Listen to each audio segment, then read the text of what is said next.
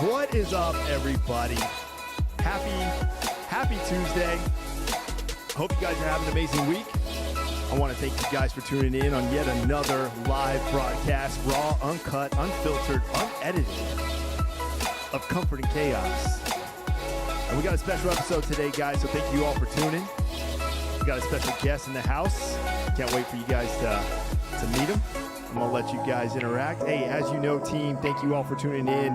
Hey, like, subscribe, share. And those of you watching later on YouTube, hey, be part of the Comfort and Chaos team and family as we engage, interact, and learn and continue to see comfort in our chaos of our daily lives, guys. We all go through it. So thank you all for tuning in. We got a good episode in store for you guys today, and we're going to hit the ground running, all right? We're hitting the ground running today. So thank you. And those of you on the Twitch side, I appreciate y'all. Thank you. As you guys know, I always say there's power in presence, and there's multiple forms of presence. So, guys, I appreciate you guys for being present.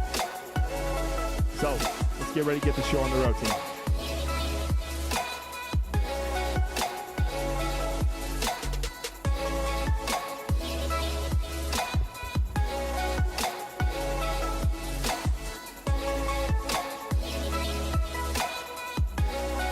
See, right now I'm still dancing, guys.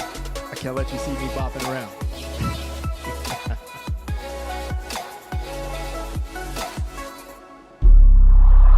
Yes. And here we are, guys. Another episode. All right. Hey, thank you guys for tuning in. As you know, I really appreciate it. As you can see, to my right, your left, is my special guest. All right. And not only is he a special guest, though, I actually operate with this gentleman on the daily. All right. And I invited him here today because he's got a story, you know, and as you know, we all have stories and we have upbringings and experiences and knowledge and skill sets. And that is applied to how we seek comfort in our forms of chaos, and everybody has their own form. All right. But I invited him today, and without further ado, I'm going to go ahead and introduce. Here we have Mr. Sean, who's a Sergeant First Class in the United States Army, you know, but, you know, he's kind of the uncle of the bunch. You know, he's got that reputation, but I'm going to let him delve into it, man. So, Sean, hey, thank you for coming in. Thank you for being here today. And then at the end, he also has his own YouTube channel, guys, and he provides his own special, unique content, which I encourage you guys to check out. And the links, of course, will be posted down below in the description. But without further ado, Sean, introduce yourself. All right. Hey, thanks, Gabe. Yeah, I'm Sean. Like I said, I'm a Sergeant First Class in the Army. Yeah, my story, it's unique. Not completely unheard of, but it's definitely different. As you can tell, I'm not as young as this guy is over here. No, you know? no, man. But, yeah, my story, I mean, it's you know, like I said, it's a little different. You know, I joined the Army at a late, you know, stage of my life. I came in as a PV2 at the age of 37. Wow. Yeah, so I wasn't the oldest. I actually went to AIT with a guy that turned 42 while we were there. Wow. But yeah, I came in at 37. You know, the uncle. Yeah, I think more people kind of call me grandpa. Grandpa. You know? Yeah, that or dad. You know, but you know, because definitely going through basic, and majority of the people, yeah, I was probably old enough to be their dad at that time. So, but so what did your recruiter tell you, if you don't mind me asking? What did your recruiter say? You know, he's what was that whole experience like? He's actually pretty awesome. I still talk to him to this day. Oh, that's awesome. Yeah. He's been a mentor actually for me. You know, he was a Sergeant First Class as well. He was maybe about 3-4 years younger than me. I mean, he's since retired, but he just you know, I came in and you know, he was just upfront with me, you know, the whole time, and he told me, he said, you know, it's going to be easier for you because you're more mature. Right. Yeah. He said you'll get it. You know, he did kind of warn me of some stuff, you know, told me some things, but Dealing he said with the kiddos. Yeah. Okay. He says you're gonna, you know, you may get a little irritated, a little frustrated, team. It happens. Yeah. It happens. All right, guys. But he told me to be easier, and it really was. You know, I was, to me, and I you know, I say this all the time, basic training, not just because of where it was, you know, relaxing Jackson, you know, everybody calls it that, but it was easy. You know, I Yeah. mean, you're there, you're told when to wake up, you're told when to eat, you're told when to sleep. Basically. Yeah, you're told everything. You don't have to think, You right? don't have, yeah, exactly. And I didn't struggle with that, right? You know, I was like, okay, this is fine. You know, all I got to do is do what I'm told. I don't have to worry about Yeah. paying bills, doing this, doing that, doing all of this, because it was just like a 10-week, you know, kind of like a vacation to me. Wow. And you probably got in your best shape too. Yeah. I mean, I'm a skinny guy. I've always been skinny, but yeah, I definitely got it. You know, I trained a little bit before I got in there, mainly just made sure I passed the PT test going in. But yeah, definitely probably some of the better shape that I've been in. You know, That's awesome. all the aches quit hurting. So when you came in, what was the MOS that you originally came in as? I came in as a 35 Fox. Okay. Yeah, so Okay. that's the Intel analyst. Nice. Yes. Nice.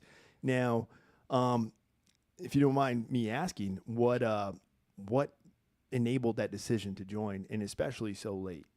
Right, and that's a question I get asked all the time. I'm sure. Right? I'm Yeah. sure. And it was really simple. You know, it was my daughter and my son. Right. Okay. Yeah, that's. I'm not saying that they had a bad life, you know, that I wasn't providing, but I knew there was a little bit more out there. You know, I was 37. You know, the job I had wasn't bad, but it really wasn't a career, right? Okay. You know, and I wanted something. You know, it's cliche, something that meant something. You know, be part of that team, do all of Yeah. that, something that gave me, basically goals and you know a future. So that was one of the driving parts to make that decision. And you know, I wanted to go to school, and I knew the Army would provide that for me. And you know, I didn't know at the time, but it actually ended up providing school for my oldest as well. So Yeah. but yeah, just make sure that my kids were taken care of in a better life, and then I had something that would, you know, last, you know, longer, you know, Yeah. that I would be able to grow as well. And it's done it all. Yeah. So you have no regrets? Nah, not at all. I mean, honestly, the only regret would be that I wish I would have done this out of high school. Oh, yeah. Yeah, that is You probably. know, I say the same thing. Yeah. I say the same thing, especially when you're seeing all these retirees at, like, 42 years old, and I'm Yeah. just like, damn. Yeah, I mean, at the age, if I would have went in right out of high school, at the age I went in, I would have been retiring like 2 years after. Yeah. It just, but everything happens for a reason. Yeah, I say the same thing. Everything does happen for a reason, and also at the same time, that maturity and that understanding. I'm obviously the 18-year-old version of me joining probably would have had a whole different outlook. I probably would have been a troublemaker. I mean, who knows? I would have been, who knows? Yeah. Yeah. But it's from gaining that maturity, going through some real world, real life experiences, real struggles, real challenges. Then when you're enabled, you see this as an opportunity, for success. So don't fuck it up, Right. And that's exactly what happened. I mean, it's like, I remember at 18 years old, my senior year, getting phone calls every week, from every branch. Hey, come in, join us, Yeah. and all that. And I'm just like, no, didn't want any part of it. And then at 37, for some reason, it just clicked, right? I was able, I guess, being mature enough, I was able to look and, just see the broad picture, see everything, and that definitely helped.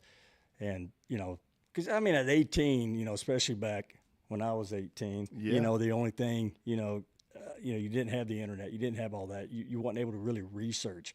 You only knew what the military provided based off of either what a recruiter told you or what you saw on TV, right? Or somebody who was in, a veteran, you're just like, oh, really? Yeah, you were infantry. That's about all you knew. Infantry, That's all I tankers, ever combat. Right. You think, kicking indoors and shooting bad guys. You don't understand that it is a big machine, man. There's so much more to do. So much more, so many different opportunities.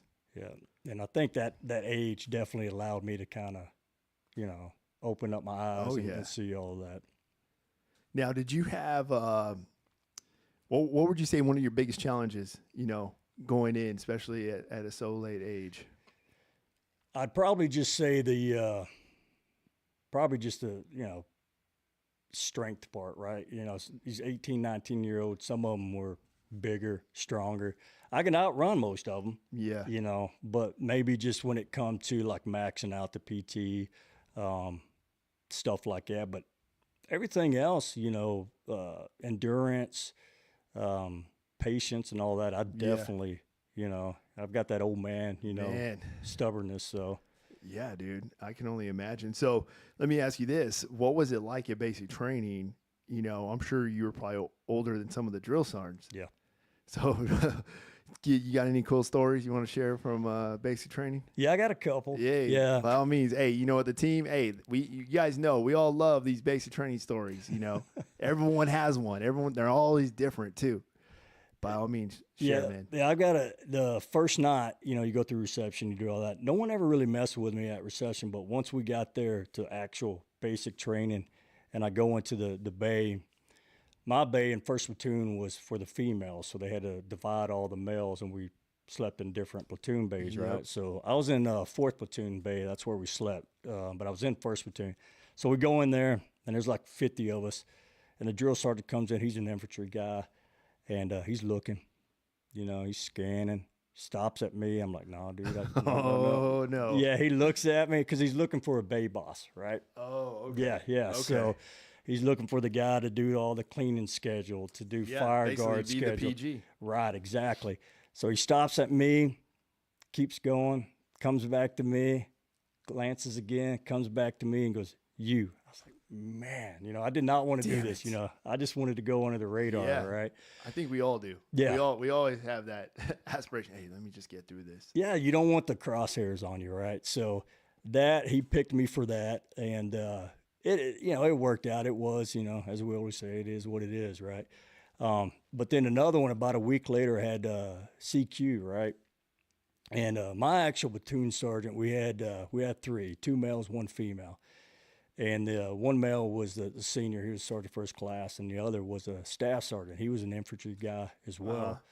And this guy is, he was a big dude. I mean, you know, reminds me of someone we work with, but just big guy, ripped. And we were CQ, we had it with him, it was me and this other guy. He was probably 18 right out of high school. We're sitting there, we're reading our, you know, our Bibles, the blue book. Yeah, reading that stuff. And all of a sudden, the drill sergeant comes in, and he comes right up to me, man, and he's ripping me a new one, and he's accusing me of sleeping During CQ? right. Uh-oh. But I wasn't, right? Uh-oh. And yeah, I'm older, supposed to be a little bit wiser, but you know, I want to take up for myself, but I didn't. Something kept telling me, hey, keep your mouth shut, right? Okay. And so he's ripping me a new one. He yells at us, tells us to start cleaning up.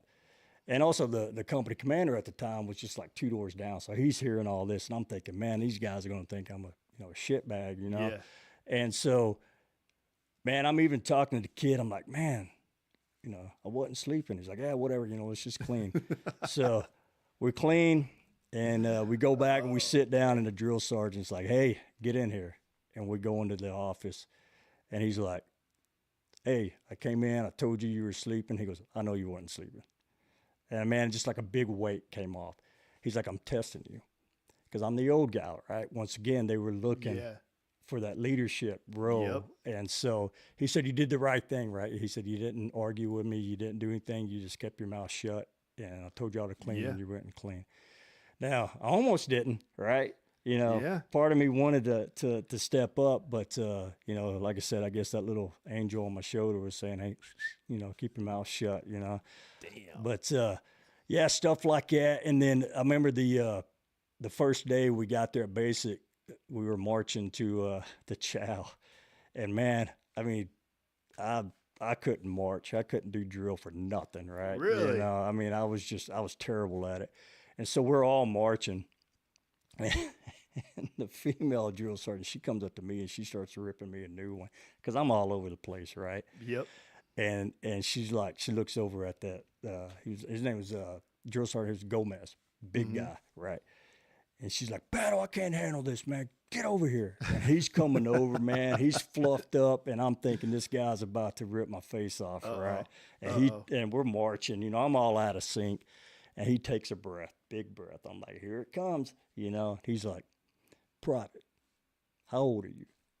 I'm like, 37, drill sergeant. He said, okay, just walk. You know, and that was it. And I was like, well, he's like, there you go, you know. And, I mean, they treated me a little different. Don't get me wrong. If I screwed up, I got. I mean, that goes for everybody. Yeah. But they did, that I guess they respected the age to a point. But like I said, if you messed up, you messed up. Yeah. But yeah, man. I mean, it was, and everybody kind of, I did kind of take that dad role. People would kind of look at me and stuff like that, and I mean, it was a fun time, man. I mean, met a lot of great people and learned a lot too. So Yeah, they always say you're gonna meet you meet either your best friends or your worst enemies in basic training. Yeah. People you're just like, I hope I never cross hairs again. Yeah, there was a couple. And I'm sure people think that of me, but hey, it is what it is, right? Yeah. Oh yeah. So you went to Fort Jackson for basic training. Mm-hmm. Okay. And your first duty station, where was that? It was actually here at San Antonio, Fort Sam. Oh, so you came in and went reserves right off the bat. I actually went active, right? Okay. So this is where my story is also kind of unique as well. Hey, by all means. So my whole career has been here. Really? Yeah, I've been here. So I came in, I did almost 6 years active. I did about 3.5, and then I re-enlisted. I did a 2-year re-enlistment. I was supposed to go to Korea, but I ended up hurting my knee. So I ended up just riding out my 2-year contract at the unit I was at. And then, so I was there at Fort Sam. And then once I was done, I went ahead and went reserve and then just stayed in San Antonio, right? Yeah. There was a unit that was local. And then, long story short, I did, I was a DAC, Department of the Army civilian for 4 years. And then that ended, and then I went AGR, and then they were going to send me somewhere else, but they didn't give me enough time to move. And then they said, well, how about this unit at Fort Sam? So I just went right back where I started from, actually. Wow. Yeah. So. Wow. So what was it like during that transition? The transition from going active to DAC and then going back to active reserve. The going to reserve was a culture shock, right? It was different. I mean, it's not like I was in some big combat arms, infantry unit anyway, coming out of active, but it's still, 24/7, you're doing stuff. And then going into reserve, majority of people were active, but it's different, right? I'm not saying it's worse or anything. I mean, there's some, the reserve soldiers are just as eager and willing to do what's right and to learn as any. But it is different, right? It's probably a little bit low key, a little bit, at first. But this was also a new unit that was just being stood up, so it was kind of a little chaotic at times. But then going DAC, that was a little bit different, right? Because I was working with soldiers, and I couldn't tell them, I was an NCO man. at the, Yeah. I couldn't tell them, and what to do, but I had no problem telling their NCO Right. or something like that. But that was different, It was nice because I got to have a beard, But the one thing that did suck is I hate having to, pick out my clothes and do all of that stuff, right? I did miss that about the active, because you know what you're going to wear every day. It's already set up. You got 2 uniforms, There right? you go. Your PTs and your daily wear. So, yeah, I hated that part. But, I mean, as it wasn't too much, of a transfer or, culture shock. It was a little bit, but – and then going right back into AGR, man, that was like riding a bike. I knew, even though I was active, AGR, active guard, I knew going where I was going, it was going to be, just like an active unit. So it was no problem. Jeez, man. That's crazy. That's what's crazy. Hey, shout out to you, Beowulf. I see you, man. Thanks for tuning in. Okay, dude. So let me ask you this. Now, what year did you join? It was 2011. 2011. Okay. So how much have you seen as far as leadership adaptation between then and now? Would you say you've seen a significant change, or would you say it really hasn't changed much? Just overall, like within the ranks? Overall, from when you came in to now, I think there's been a slight change, right? Okay. 2011, I mean, it's not like it's, World War II or Nam or anything like that, but I would say that leadership was probably a little bit, I'm not going to say aggressive, but, kind of, as you would say, kind of old school, wanted to keep that vibe. I think now it's leadership is probably a lot more understanding and got a little bit broader view on things. But now, I mean, being in that role, Yeah. it's definitely, I see things different for sure. Yeah. And you know what? You know what's crazy is that a lot of soldiers now kind of don't really see that until they're there. Right. You know, and they don't see. We don't see, like, I remember Sergeant E5 me didn't really know exactly what all entails in the Sergeant First Class realm until you became one. Right. And then you're like, oh, wow, okay, I didn't know about this, Right. and it's all new to me, It's just like growing up, right? That's exactly. It's like when you're a kid and your parents, the NCOs or the officers, right? You can put them in that role telling you what to do. And, as a kid, you want to know, but they're like, hey, just do it because, and then once you get that age, you understand. Well, it's just like the Army or the military. You come in as that young, E1, E2, E3, you may not understand, you're wide-eyed and bushy-tailed, don't understand everything. Yeah. But as you're going through those ranks, that picture starts to get clearer, right? Oh, that's And very true. you start understanding that. That's very true. So what would you say your leadership style is like? Everybody has a different style. Yeah. Everybody has their style that's unique to them. What would you say your style is? I mean, I'm pretty laid back, right? I can be quiet. I can sit over there in my little corner and do my thing.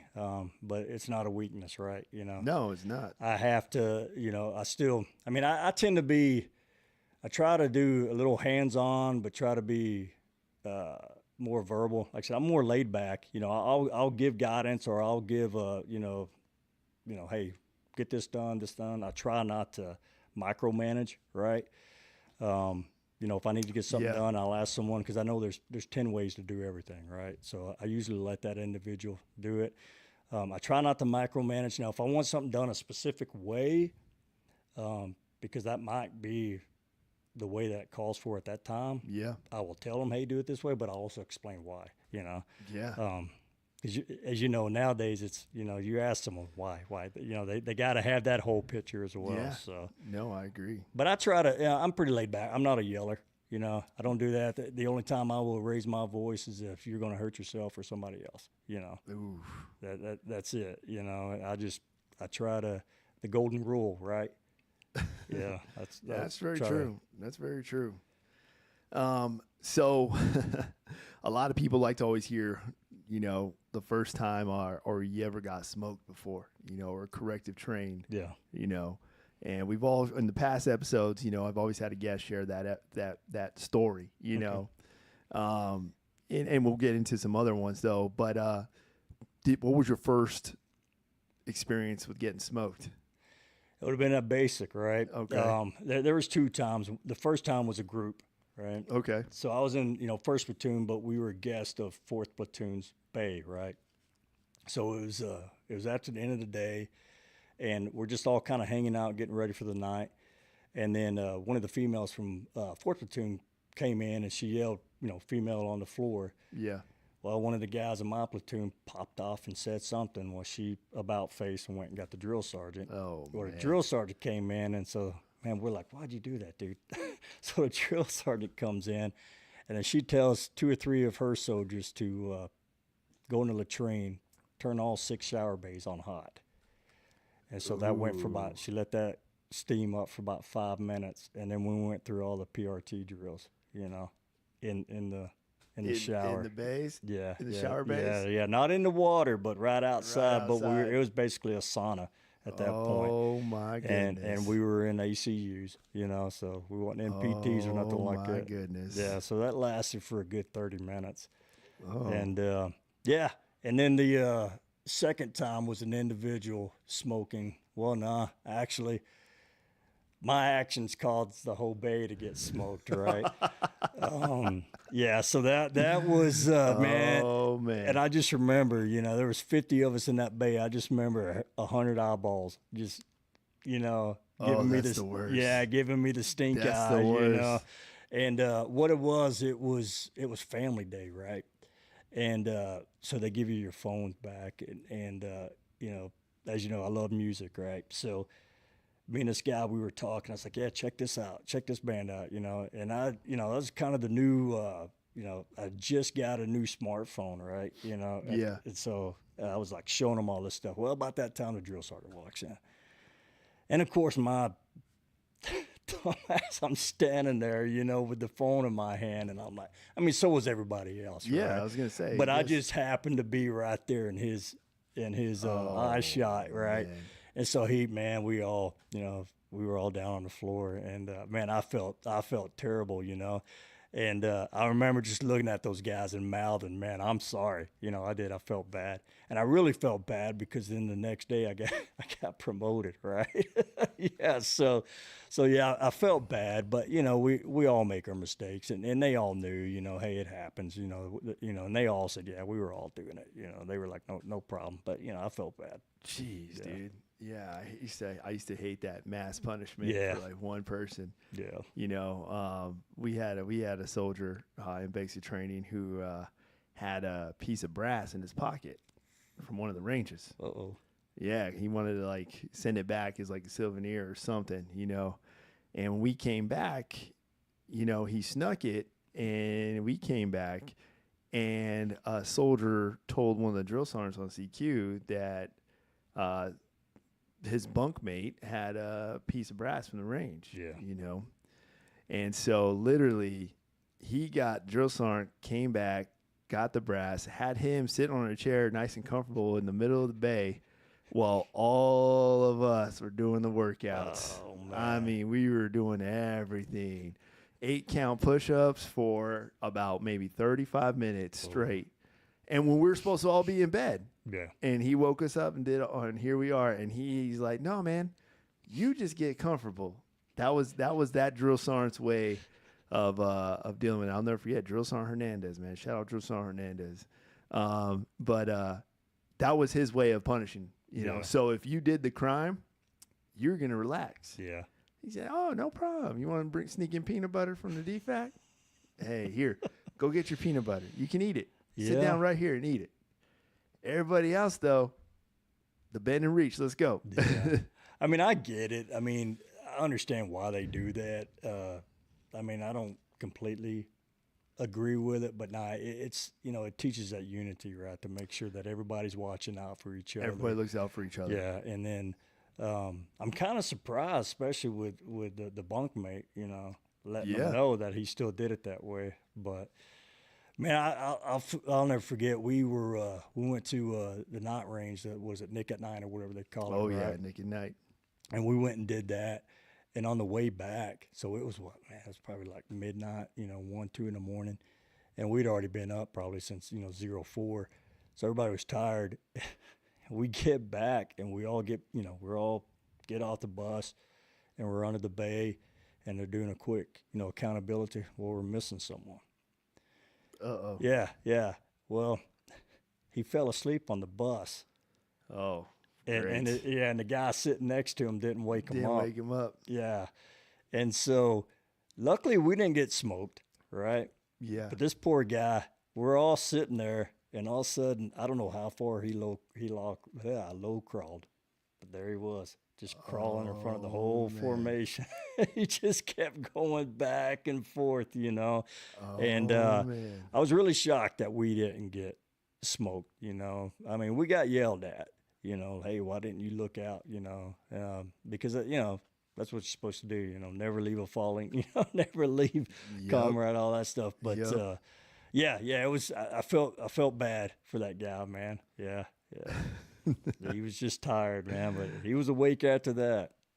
I think one of the funniest stories I've ever heard from basic training, though, for corrective training was I had a guest here, and he shared that when he himself showed up to PT formation wearing the wrong PTs. He was wearing winters because it was cold outside, but everybody's in summers.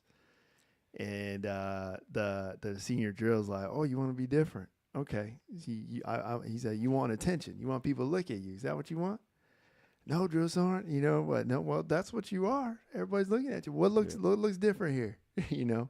So here's what I want you to do. Everyone, do the prep drill. As everyone's doing the prep drill, you're gonna run around this whole formation saying you're a satellite and you want to be looked at." And that's literally what he did. Oh, wow. The whole prep drill. They're doing the prep drill, and he's just running around saying, "I'm a satellite and I want to be looked at." See, we had a couple soldiers do that one time. They showed up with the pants on. But luckily, the drill sergeant was smart enough to say, "Are you wearing shorts underneath?" Yes. And one of them wasn't. Ooh. Yeah. So, I mean, they left it at that. They had pants on for the rest, but they got yelled at for that for sure. Ooh, yeah, man. Yeah. Beowulf, you remember that satellite story? I know you do. But yeah, man, that was one of the craziest stories, man. Okay, so now fast forward. Now you're sergeant first class now, and obviously the roles have shifted. Your leadership now has to change, and now we work in organizations, we're really focusing on, hey, taking care of soldiers, health and welfare, But a big part of that as a leader, I've always believed, is, and here's my logic, and I would like to hear your thoughts on this, but sometimes I've experienced, maybe you can share though too, is there's certain leaders though that will write a soldier off once they mess up. Yeah. They can, and this is the one thing, and this is the one thing I've always noticed about the Army, is you can do 100 good things, fulfill 100 tasks. I mean, you're squared away for 100 things, and then you mess up one time, and then it's like, boom, you feel like the whole weight of the world is just on you for messing up, and then you're just treated differently. Yeah. I don't know if you've ever experienced that, but I would love to hear your thoughts if you have. And then as a leader now, as a senior leader, how do you engage that, having soldiers, who are kind of stepping off that path, I mean, I've definitely made my mistakes, and I think it's just human nature, right? I agree. Especially, in an organization like the Army or the military, right? You want to make sure that you're doing the right thing. You don't want to let anybody down. It's human nature, right? Yeah. So you definitely, if you do have a mistake, you're definitely going to feel that weight on your shoulders. I try to logically think about it and make sure I don't do it again, and just say, hey, move on and go for it. But as for soldiers, it's like how you started the podcast here. Everybody's got a story, right? Yeah. And you got to look at it that way. If you've got a soldier that has always, and this don't have to be Army, man. This can be your son, your daughter, your wife. It applies in the civilian world as well. Right. So if you got that baseline, what normal is for that individual, and you start seeing irregular, activity, whatever you want to call it, they're acting different. You need to know why, right? Yeah. It takes 5 seconds to say, hey, so-and-so, private so-and-so, special so-and-so, come here. Hey, how is everything, man? You all right? I'm noticing, you're down, or you've had a couple bad days. Yeah. Do you need to, talk about anything? Let me know. Like I said, golden rule, right? And I try not to write people off, and you got to figure out why, luckily I've had leaders that have kind of taught me that, right? Mm-hmm. But that's what I do. If I see someone's making a mistake, I try to talk to them about it. And if I see that baseline has shifted, even if it's good, right? Mm-hmm. If I say, hey man, this person is acting happier than normal, hey man, what's going on, man? I see you're, got a little perky step. Step there. What's up, And I think just talking, spending a few minutes talking to someone, letting them know, they don't have to tell you, and I'm, and I'll tell my soldiers that, hey, if you don't want to tell me, that's fine, but, I just want to make sure you're good. And if there's anything I can do for you, definitely let me know. And that's something that's, not to go off too much, but that's a phrase that you hear a lot. Hey, if there's anything I can do for you, let me know. But you have to do it, I agree. Yeah, you have to mean it. It sometimes I feel like that phrase is just turned into just a feel good. Right. Like, hey, it feels good to say this. Like, I'm doing my part. Right. Let me know. Hey, if you need anything, let me know. Right. You know, but it's like, well, do you really? Are you Right. really going to be available if you need anything? You know, I mean, we had obviously you're tracking the recent past events. Service member to suicide. Yeah. You know, and that was I took that very personally because it was my soldier. You know, he was one of my soldiers, and I saw him, day before, 2 days before, and I'm like, dude, how are things going? Everything's fine. Okay, well, if you need someone to talk to, you need anything, let me know. Yeah. And then as he's walking away, I'm like, I want you to know for real. Hey, hold up, I'm serious. Yeah. If you need anything, Yeah. like I'm here. Yeah. And I want to make sure I instill that whenever I'm saying that, it's because I've been on the other end, Right.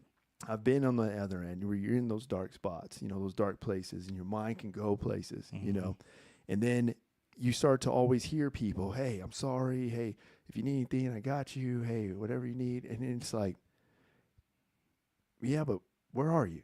Right.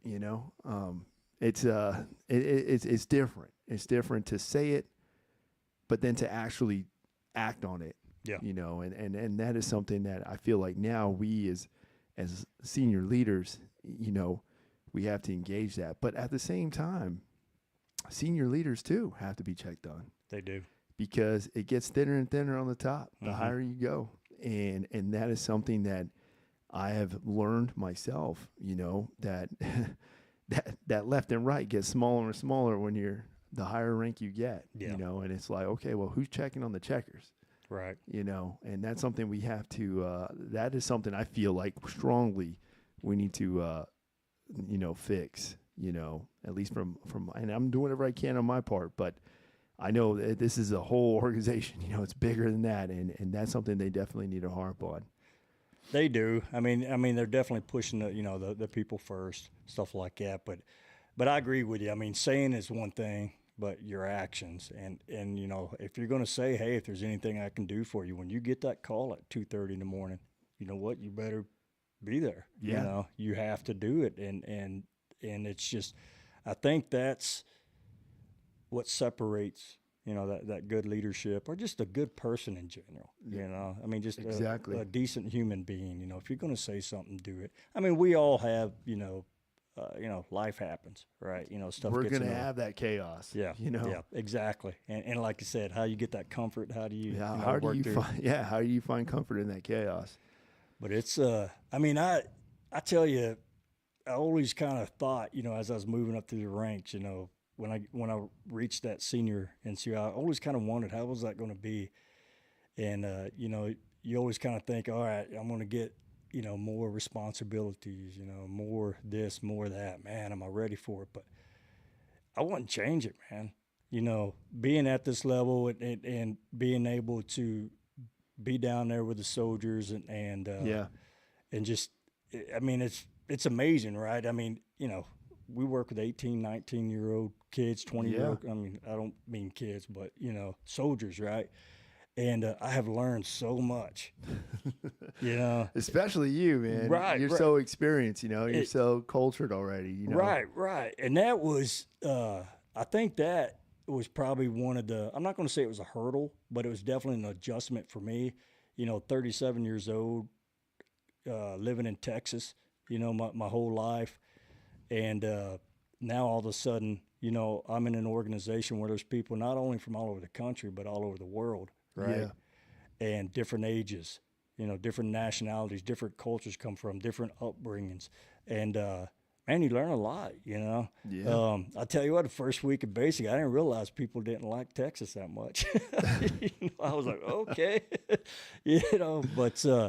but yeah, it's just, I think, you got to be there for them, if you say it, you got to do it.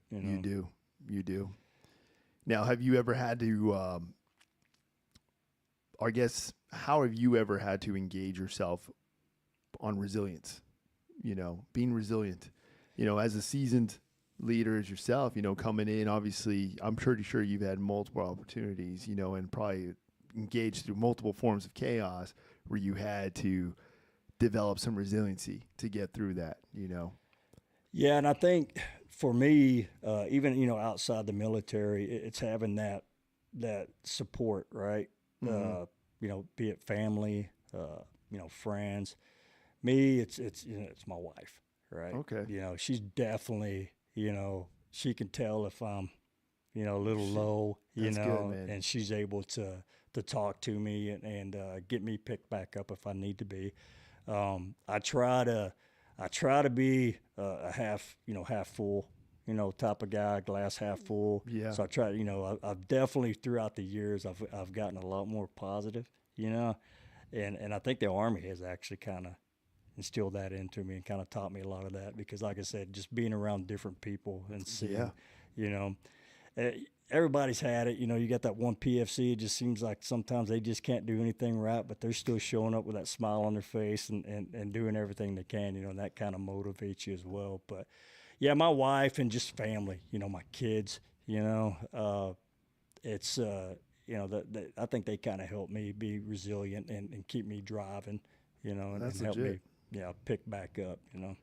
Man, that's legit, dude. That's legit, and that's actually true. You just need that grounding center. Yeah. That kind of keeps you going. Yeah. And that's very true. That's very true, man.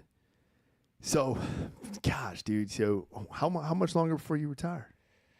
I got because my little hiatus going into the reserves and Yeah. all that. I've got a little less than 10 years to go. Nice. Yeah, yeah. Nice. So, man, God willing, and hopefully this old body. Hey, you got it. You got it, dude. Yeah, I'm, holds I'm up. excited. I hope at some point, man, I see you as a first sergeant one day, and holding that position. That's gonna be legit. I feel like every senior leader should thrive for that spot. Yeah, it's a goal for sure. It is. Yeah. I feel like every senior leader should thrive for that now. Because it's a new chapter, and it's an opportunity to learn and grow. If there's one thing I've always been a believer in is that we grow through, uncomfortable situations. Yeah. Through that discomfort is how we grow. Right. You can't grow if everything's always comfortable all the time. There's no growth. And a lot of soldiers, a lot of leaders, and a lot of senior leaders I've worked with, kind of just, hey, I'm just gonna lay in the shadows and retire. Like, Yeah. don't put me in charge of that. Don't do that. Yeah. I'm good. And it's like, come on now. Yeah. Why not? Hey, why are you so afraid? Because it's taking them out of that comfort zone. Yeah, and life is all about that, right? I mean, you're always going to have that spot. I think our organization where we're at, we got some pretty good senior guys, above us Yeah.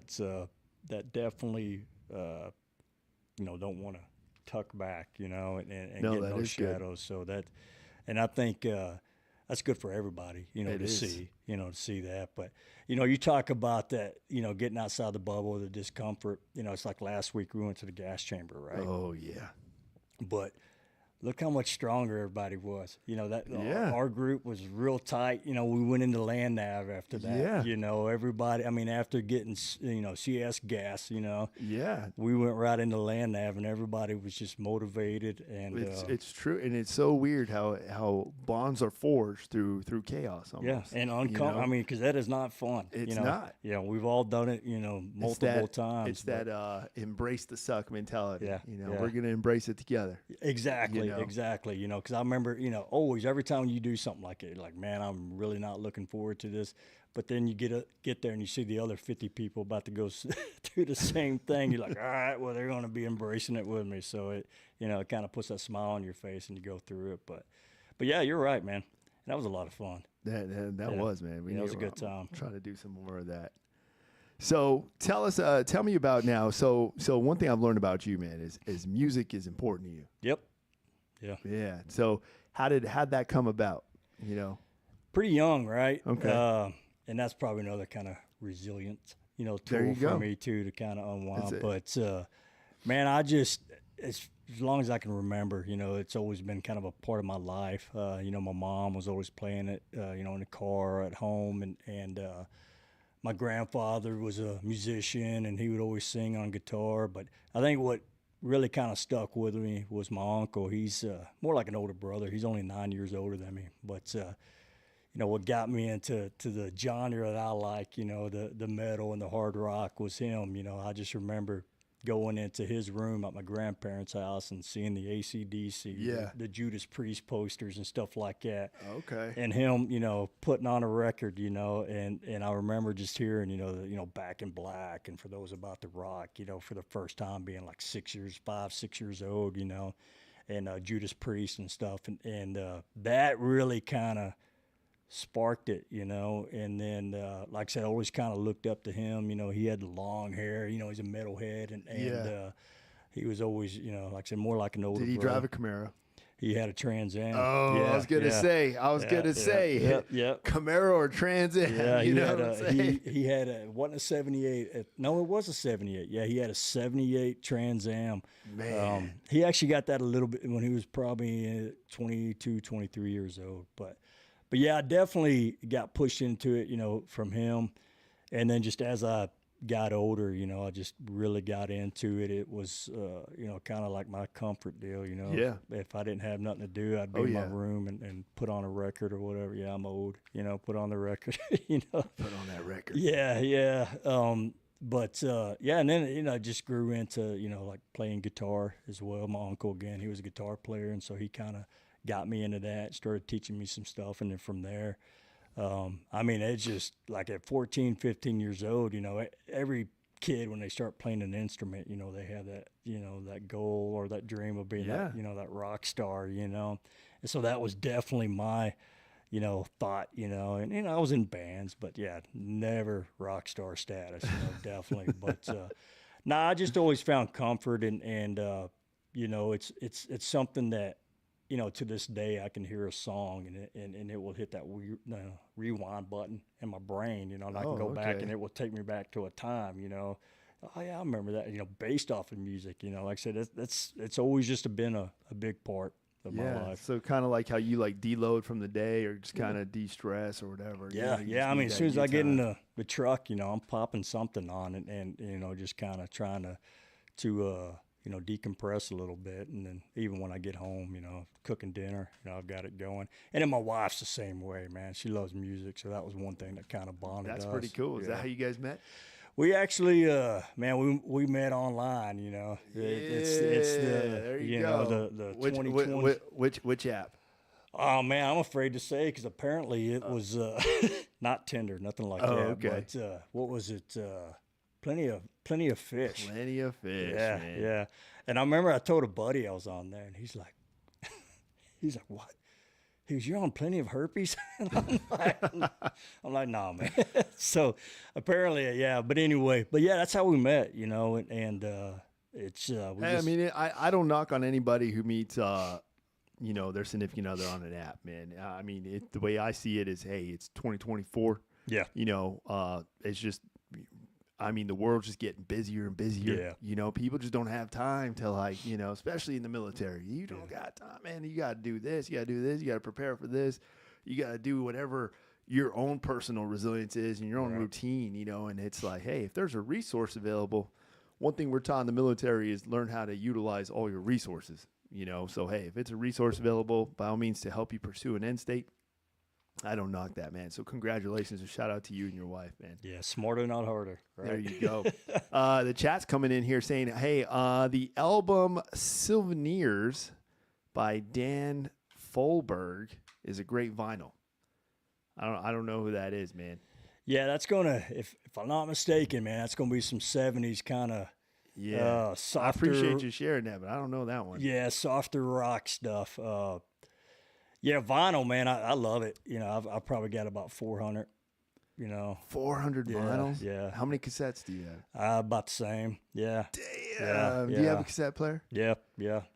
Wow, dude. But I like the old media. That's awesome, man. I bet you got a pretty well endowed collection, don't you? Yeah. I mean, nothing that's gonna allow me to retire if I sold it. But it's still pretty cool, man. Yeah, I'm all about listening to it. I don't care if it's a first pressing of the Beatles' White Album. I don't care if it's beat up, as long as it's playable. That's how I am. But Well, yeah. I'm not real. I'm familiar with the artist, but not real familiar with the music. There you go. See, he's familiar with the artist, but nah, not the music. But let us know if you got another one, man. You can test him. This is the music uh, encyclopedia. If you guys know what that is. Man, I like the '80s movies as well. It was '80s and '90s. So yeah. Oh, okay. The Breakfast Club. All that Yeah, stuff. yeah, man. Big Trouble in Little Ferris China. Bueller's. Yeah, First View, all that stuff, man. Yeah, I yeah. could see that, man. I Yeah. could see that. I was an '80s kid. I could see that, man. That's actually pretty cool. Let's see. Hey, guys, by all means, if you guys have anything you want to engage in or chat about, by all means, feel free to type it in. Beowulf, I appreciate that. You know, if you got questions based off anything that we discuss, any questions from my guests, by all means, guys, you already know, full send. All right? Full send. I had a little zinny here. Pop a little zinny. So you don't drink or anything, do you? No, I don't. Okay. What's the story on that, if you don't mind me asking? Oh man, yeah, not at all. Which, by all means, I like these liquid deaths, man. These are new. I don't know if you guys had a liquid death yet, but these are pretty cool. Little water in a Colt 45 can, almost. Yeah. Fizzy water. That's what I call it. But it's pretty good. Yeah. It's really good. Yeah, I mean, I don't even drink soda anymore. I'll drink the Okay. carbonated, seltzer I just water. I figured, I always heard like, oh, rock bands and bands. Oh, like, I mean, trust me. They were the ones who got down. Yeah, yeah. No, I drank plenty. Oh, I see. Back in the time, did that. My kids came along, right? Hey, that's legit, man. Yeah, That's the respect. priorities, and I agree. toddlers are hard enough to take care of sober, right? So, so I just always, I don't really, need it anymore, and it's just I'd rather spend money on other things. And No, it's true, man. So. It's very true. Yeah, it can be a crush. That's all it really is. And waking up, man, at my age with a hangover, man, Oh, it's no dude. bueno. Yeah, It's no, not it's good. it's one of those things. So, music is obviously one of your outlets, and of course you mentioned your family is a good grounding. Now, let me ask you, do you have another way, or let me just ask you, how do you, find comfort in your chaos? I think sometimes I just, being older, I gotta, growing up at a time like I did, through the late '70s, '80s, and grew up in a big city, Dallas. But I always say this: grew up in a big city, but raised by small town people. Right? Okay. My parents came from a small town, so I try to slow down, right? And I think any kind of chaotic situation, be it personal in my life or something at work, I try to just pump the brakes. First try to wrap my head around it. Slow everything down. If I've got to tell whatever's going on, hey, slow down, I'll do that, just to try to get a grasp on things. But I think, for me, just like I said, that's my laid back nature too. I just try to take everything slow and easy, right? I see. I try to, especially in today's world, right? Everything is just instant, and I mean, you've talked to me enough. You'll see me. I'll kind of take a second to think, and that's just, Hey, there's nothing wrong with that. yeah. I try to take it slow I'm and easy. usually the same type. I've learned. To me, I don't call it take a second. I call it let me process this. Right. Sometimes you just and there's all those individuals. There's individuals who are just like this, quick. Hey, I got this. Don't worry, blah blah blah. And then there's those who are like, all right, okay, let me process this. I'll get back to you. Like, Right. we'll figure this out, but let me just process it. Let me take a minute, and we'll get this. Is this a today thing or tomorrow thing? I'll get you an answer. Right. And I think sometimes that's what we have to do, Oh. as the senior leaders, because there's so many, course of action, cause and yeah. effects, all that stuff. So you really got to yeah. make sure, because something goes south, they're looking right at you, right? So you want to definitely make sure. Jeez, man. Yeah, that is so true. That is so true. Now, we get ready to wrap up here soon. But I want to ask you now, in your experience as a senior leader now, how do you engage and adapt, or have you already observed, obviously a change in the style of soldiers, obviously now coming up. I'll premise this with, so for me, obviously we came up at a time where everything was earned and achieved. Right. You had to go and do this. You wanted this, okay, get better at this. Right. You want this school, okay, do this, and you're gonna get that school. You want to get promoted, hey, go through this, Right. and go through that, and you're gonna get promoted. And now, obviously, this is the one thing I've noticed is now that sense of earnings just kind of slowly been pulled back, and now it's more like you see this generational shift of the soldiers now feel more entitled, like, oh, I did my time, you owe me this. I think you might be able to say that with some, yeah, for sure. The one thing that I'm kind of, I mean, I have seen that, right? Mm-hmm. But the one thing that I'm really seeing in some of the newer soldiers coming in is man, they're pretty smart.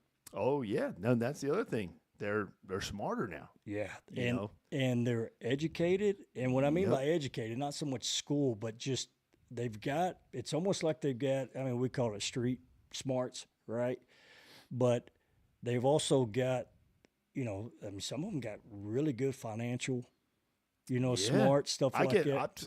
I pulled a specialist aside one time and got some like investment advice Yeah. from him. I'm like, yo, dude, wait, come over here and talk to me a little bit more. And You I know? think a lot of that has to do with the way that we are now. We've got. I mean, everything is at our fingertips, right? Mhm. If we want to learn something, man, go to Google and type it in, and we can sit there, watch a video, read whatever, and they've really kind of educated themselves, and I tell you, they're a lot of them are reading regulations and learning that stuff, but I mean, you do get the ones that do feel entitled, and I think that's always going to happen. That's always going to be there. Yeah. That could be an upbringing for sure. Yeah. But yeah, I mean, you got them, but I'm really, like I said, I'm really kind of impressed with a lot of them. And I also noticed though, like you definitely have that. You are, like we said, we all have leadership styles. Different upbringings in the Army, different upbringings with experiences. Right. And so a lot of us lead off that. Especially the more senior you get. Right. In your style is very laid back. Yeah. But it's very executionary. Like Yeah. I know that if you're there, boom. If that Sergeant First Class is there, boom, he's good. If Sean's there, okay, we're good. Let me just let him know this, boom. Yeah. And if there was an issue, I'm just going to go directly to Sean. And I've heard that from other leaders too. Like there's a sense of comfort now knowing, okay, you're the guy. Yeah. So And that's that means a lot, right? And it coming from my leaders, a lot, but I think sometimes when it comes from the soldiers as well, yeah. that's what we want. We're not trying to be buddies with them, friends with them. We just want to build that trust. We're teammates. Yeah. That's how I said, I know one thing you're going to learn about me, especially the more, starting next week, Yeah. is I am a very team-oriented Yeah. individual. My upbringing was the scout world, the 19 Delta world. And in that world, you trust your left and your right. And if you can't trust your left and your right, then now who can you trust? Right. What there and how are you going to engage whatever that mission is, or whatever the activity or task, when you can't even trust your left and right? Yeah. Yeah. And I'm very big on enforcing and building and enabling a team-oriented atmosphere, because I know as a team you can accomplish anything, but as an individual, good luck. Yeah. Good luck. I mean, you might eventually, right? Yeah, Accomplish it. eventually you Yeah. might, but you're going to struggle. Yeah. Yeah. Yeah. You definitely You're going are. to struggle. You're going to stress. You're going to, so.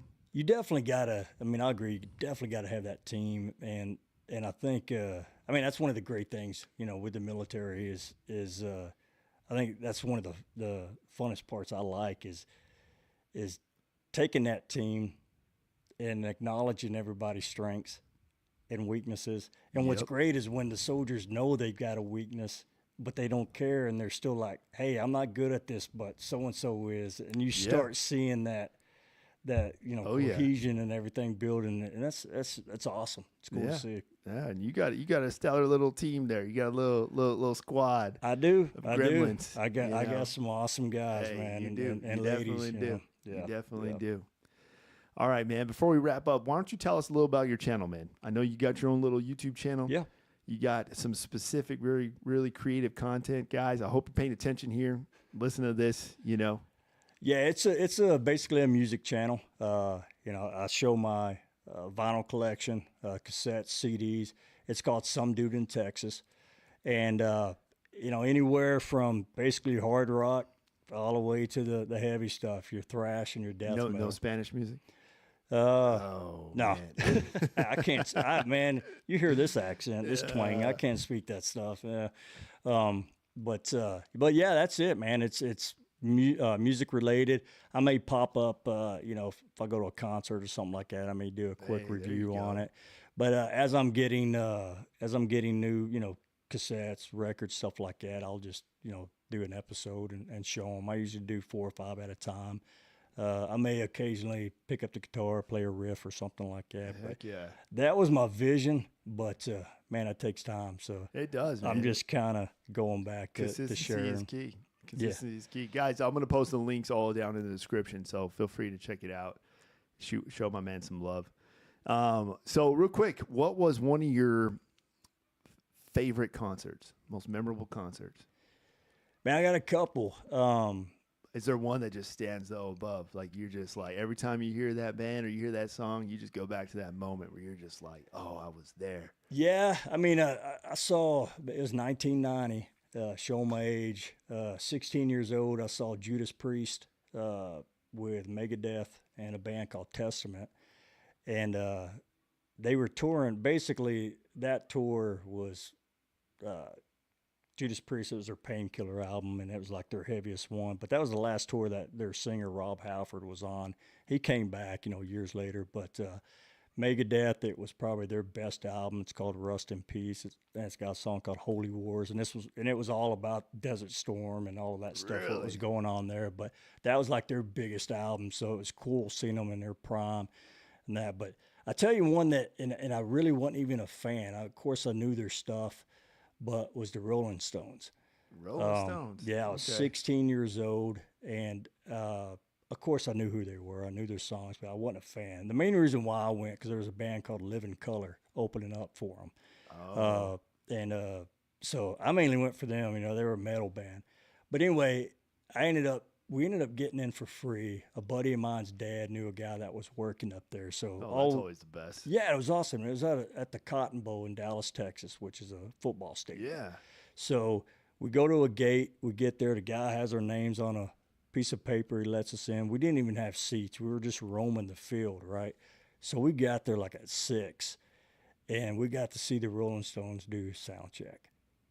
And, they were doing Ruby Tuesday, Wild Horses, Angie, all the classics. If you know one guy might know them. But the classics. And I remember, like I said, I didn't really care to see them, but I just remember sitting there, even at 16 years old, going, wow, I'm witnessing something here, Yeah, man. And that's another moment that really just kind of, brought me even closer to music, seeing Mick Jagger, Keith Richards, and Ron Woods up there, doing sound check, these icons of rock and roll, and I was, they were at the end of the end zone. And I'm probably at the 40-yard line, that close, seeing them getting up Jeez. there, and there was maybe just 1,000 people there, whoever was working, it was before the concert started. So that was pretty cool.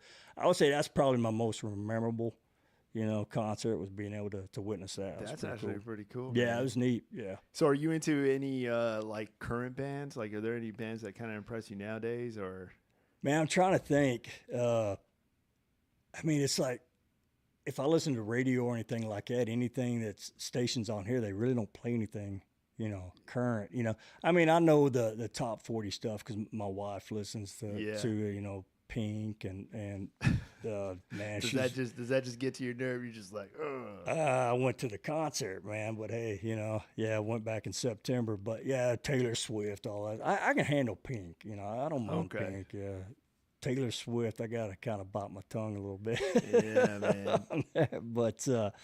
but I mean, new metal bands or rock bands, man. I really, I can't really think of any off the top of my head.